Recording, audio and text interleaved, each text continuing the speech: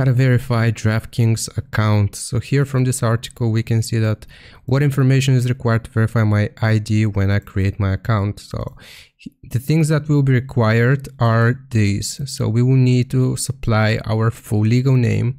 Physical mailing address, PO boxes and commercial addresses aren't accepted.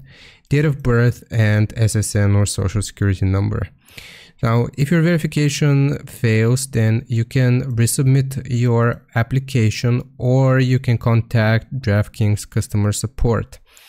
What happens after I successfully upload my documentation? If you upload your document successfully, you will be required to enter your social security number. If you fail the social security number verification 2 times, customer support team will perform a check and contact you directly. After the upload, the customer support team will review your documents and send you an email with the result of the verification. So this has to be reviewed physically by a member of the DraftKings team.